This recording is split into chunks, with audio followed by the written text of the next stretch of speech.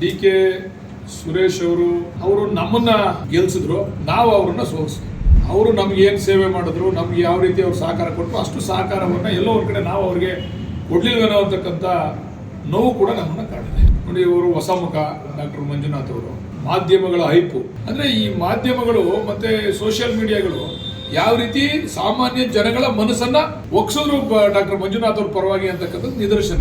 ಈ ಒಂದು ಪತ್ರಿಕಾಗೋಷ್ಠಿಯ ಉದ್ದೇಶ ಮೊನ್ನೆ ನಡೆದಂತಹ ಲೋಕಸಭಾ ಚುನಾವಣೆಯಲ್ಲಿ ಸನ್ಮಾನ್ಯ ಡಿ ಕೆ ಸುರೇಶ್ ಅವರಿಗೆ ಮತವನ್ನ ನೀಡಿದಂಥ ನನ್ನ ಕ್ಷೇತ್ರದ ಮತದಾರರಿಗೆ ಕೃತಜ್ಞತೆಯನ್ನ ಸಲ್ಲಿಸುವುದರ ಜೊತೆಯಲ್ಲಿ ನೂತನವಾಗಿ ಭಾರತೀಯ ಜನತಾ ಪಕ್ಷದ ಅಭ್ಯರ್ಥಿಯಾಗಿ ಆಯ್ಕೆಯಾಗಿರ್ತಕ್ಕಂಥ ಸನ್ಮಾನ್ಯ ಡಾಕ್ಟರ್ ಮಂಜುನಾಥ್ ಅವರಿಗೂ ಕೂಡ ಈ ಸಂದರ್ಭದಲ್ಲಿ ಅಭಿನಂದನೆಯನ್ನು ತಿಳಿಸಲಿಕ್ಕೆ ಇಚ್ಛೆ ಪಡ್ತಾ, ನಮ್ಮ ಡಿ ಕೆ ಸುರೇಶ್ ಅವರ ರೀತಿಯಲ್ಲಿ ಈ ಕ್ಷೇತ್ರದ ಅಭಿವೃದ್ಧಿಗೆ ನೂತನವಾಗಿ ಆಯ್ಕೆಯಾಗಿರ್ತಕ್ಕಂಥ ಡಾಕ್ಟರ್ ಮಂಜುನಾಥ್ ಅವರ ಸಹಕಾರವನ್ನು ಕೂಡ ಈ ಸಂದರ್ಭದಲ್ಲಿ ನಿರೀಕ್ಷೆಯನ್ನ ಮಾಡ್ತಾ ಮತ್ತೊಮ್ಮೆ ಅವರಿಗೆ ಅಭಿನಂದನೆಯನ್ನು ಸಲ್ಲಿಸ್ತಾರೆ. ಸರ್, ಫಲಿತಾಂಶ ಈ ರೀತಿ ಬರೋಕ್ಕೆ ಏನು ಕಾರಣ ಸರ್? ಫಲಿತಾಂಶ ನಿರೀಕ್ಷಿಸಿದ್ರ ಸರ್? ಫಲಿತಾಂಶ ಒಂದೊಂದು ಚುನಾವಣೆಯಲ್ಲಿ ಒಂದೊಂದು ತರ ಜನ ತೀರ್ಮಾನ ತಗೊಳ್ತಾರೆ. ಪಂಚಾಯತಿ ಚುನಾವಣೆಯಲ್ಲಿ ಒಂಥರ ತೀರ್ಮಾನ ತಗೊಳ್ತಾರೆ,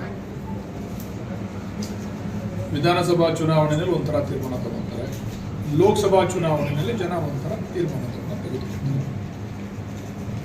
ಇದು ಅನಿರೀಕ್ಷಿತವಾದಂಥ ತೀರ್ಪು ನಮಗೆ. ಕಾರಣ ಏನಂತಂದ್ರೆ, ಡಿ ಕೆ ಸುರೇಶ್ ಅವರು ಆಯಾರಾಮ್ ಗಾಯಾರಾಮ್ ಲೋಕಸಭಾ ಸದಸ್ಯರಾಗಿದ್ದರೆ ನಾವು ಕೂಡ ಯೋಚನೆ ಮಾಡ್ತಿರ್ಲಿಲ್ಲ.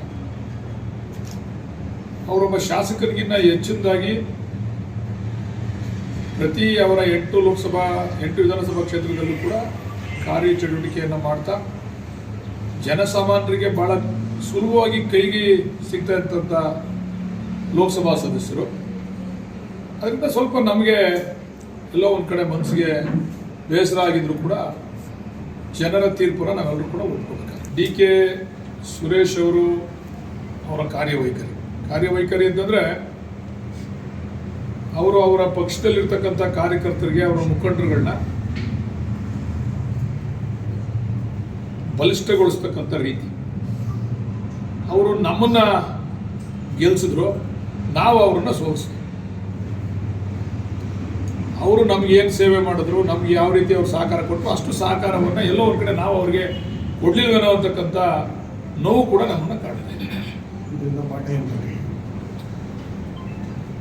ಪಾಠ ಏನಿಲ್ಲ ಇದರಲ್ಲಿ. ನೋಡಿ, ಇವರು ಹೊಸ ಮುಖ ಡಾಕ್ಟರ್ ಮಂಜುನಾಥ್ ಅವರು ಮಾಧ್ಯಮಗಳ ಹೈಪು. ಯಾವತ್ತೂ ಕೂಡ ಇತ್ತೀಚಿನ ದಿವಸಗಳಲ್ಲಿ ಮಾಧ್ಯಮಗಳಿಗೆ ಜನ ಹೆಚ್ಚು ಒತ್ತನ್ನು ಕೊಡ್ತಾ ಇರ್ತಕ್ಕಂಥದ್ದನ್ನು ನಾವು ನೋಡ್ತಾ ಇದ್ದೇವೆ. ಅವರು ಅಭ್ಯರ್ಥಿಯಾಗಿ ಘೋಷಣೆ ಆದ ತಕ್ಷಣವೇ ಹೃದಯವಂತ, ಏನೋ ಜಯದೇವ ಹಾಸ್ಪಿಟಲ್ನಲ್ಲಿ 85,000 ಉಚಿತ ಹಾರ್ಟ್ ಆಪರೇಷನ್ಗಳನ್ನು ಮಾಡಿದ್ದಾರೆ. ಈ ರಾಜ್ಯದಲ್ಲಿ ಅವ್ರನ್ನ ನೀವು ಗೆಲ್ಲಿಸಿದ್ರೆ ಕೇಂದ್ರದಲ್ಲಿ ಬರ್ತಕ್ಕಂಥದ್ದು ನರೇಂದ್ರ ಮೋದಿ ಅವರ ಸರ್ಕಾರ.